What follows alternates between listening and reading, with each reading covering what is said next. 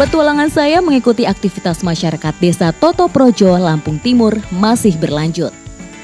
Telik atau bubu adalah alat tangkap ikan tradisional yang biasa digunakan warga sini untuk mendapatkan ikan di aliran sungai Batanghari. Sekali taruh bisa puluhan jumlahnya.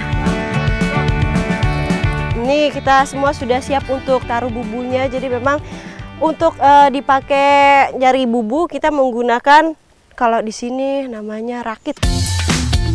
Sungai di Lampung Timur memang terbilang banyak. Setiap alirannya memberikan manfaat bagi masyarakat sekitar. Mulai dari airnya yang digunakan untuk keperluan sehari-hari, hingga potensi lainnya seperti ikan, udang, atau biota air lainnya.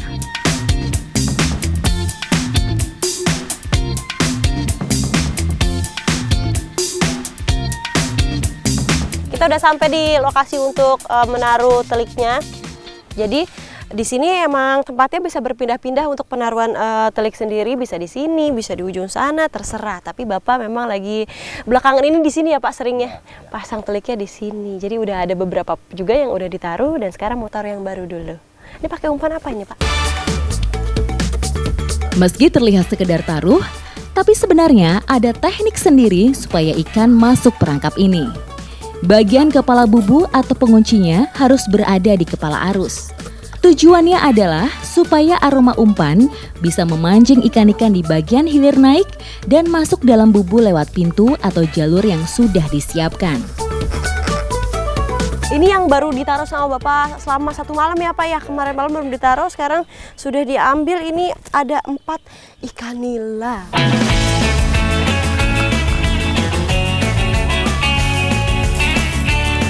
Aromanya makin di kepala makin terasa ya Pak.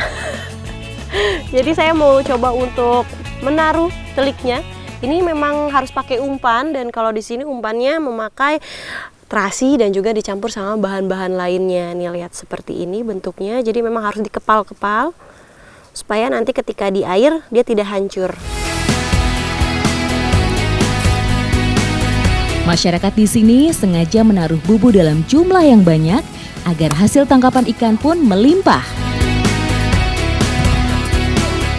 Ada sekitar 15 bubu yang sudah kita ambil dan semuanya terisi ikan. Ada yang isinya 2, ada yang isinya 4, banyak, dan rata-rata kita dapat ikan nila dan juga ikan tawes.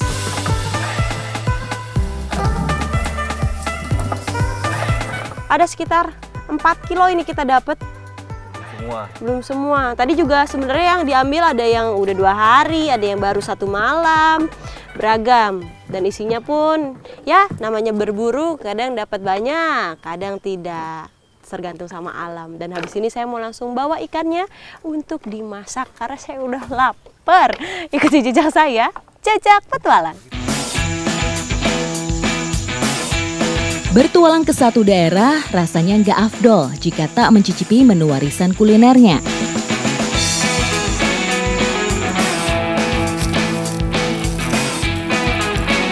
Biasanya itu kan masakan Lampung kebanyakan pakai santan. Tapi kali ini kita bikin berbeda. Nama olahannya prosmasin.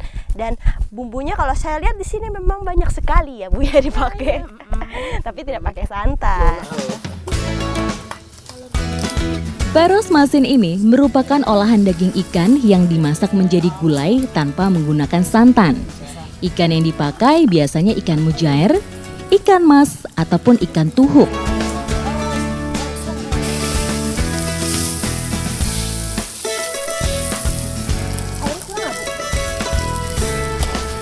Ini olahannya mirip seperti kuah kuning, hanya bedanya jauh lebih segar karena ditambahi tomat juga. Dan sekarang waktunya untuk kita makan. Udah gak sabar untuk cicipin, makanya tetap ikutin jejak saya, Jejak Petualang.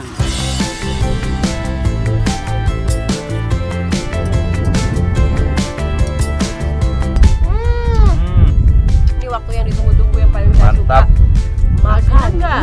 Udah gak sabar untuk menyicipi masakan yang saya sama ibu sudah buat. Meski minim bahan rempah, ternyata rasa bumbu dari resep tradisional tak pernah bisa bohong. Selalu membuat selera makan kita tergugah.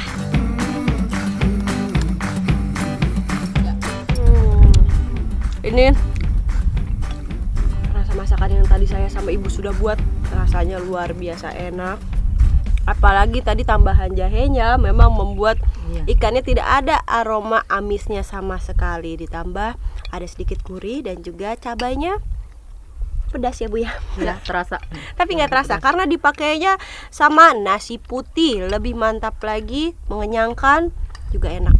Saya mau nambah lagi, ikannya masih ada? Masih. Masih ada. Meski bahan utamanya adalah ikan sungai, tapi kandungan gizinya nggak perlu diragukan lagi. Kandungan omega 3 dalam daging ikan sangat baik untuk kecerdasan dan masa penyembuhan bagi orang sakit. Enak ya Pak? Enak? Saya udah bisa masak ya Pak? Benar. Padahal saya cuma bantu ibu.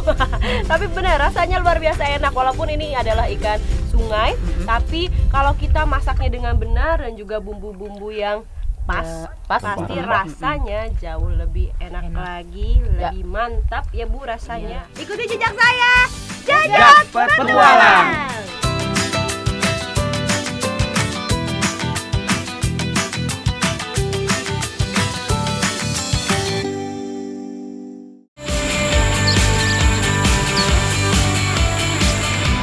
Ibu, wah itu lagi mau ini Bu, buat ubi. Nah, hari ini saya mau panen. Kalau di sini namanya ubi banggai. Ini adalah salah satu komoditi terbesar yang ada di Kepulauan Banggai. Hari ini saya mau ikut panen karena katanya lagi banyak banget ya Bu ya. Saya boleh ikut bantu ya? Boleh. Ikuti jejak saya, jejak petualang.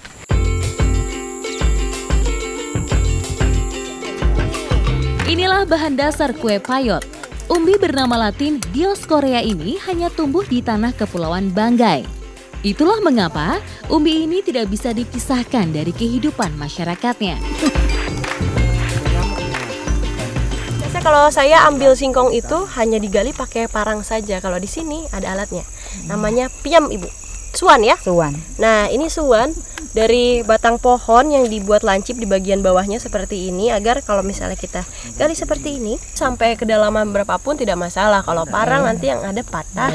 Terus nanti ubinya juga kalau kita pukul dia jelek. Luka.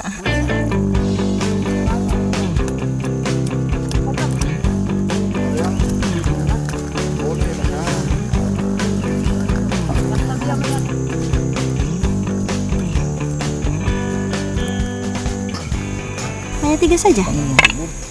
Kita bisa lihat dari apanya Bu kalau isinya 3? Kita lihat dari batangnya. Kalau 3 itu 3 isinya. Oh, dari batangnya, dari sininya berarti. Kalau di sininya 4, dia isinya 4. Kalau di sini sudah bisa ketebak ya Bu ya. Dilihat dari batangnya nih kayak gini. Ini sebenarnya 3 batang, berarti isinya 3. Ternyata benar. Ada 3. Tuh.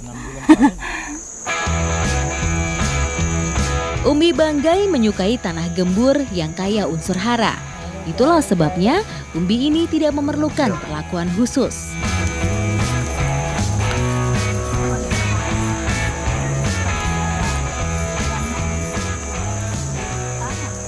Ternyata dari ubi banggai itu banyak warnanya. Ada baku bangi seperti yang Ibu pegang. Ini dia punya bentuk yang agak sedikit bulat dan juga warnanya kemerahan. Dan yang paling besar yang kita dapatkan hari ini dia. Disebutnya bakutu. Kenapa bakutu? Karena dia warnanya putih. Nah, ini disebutnya bakutu.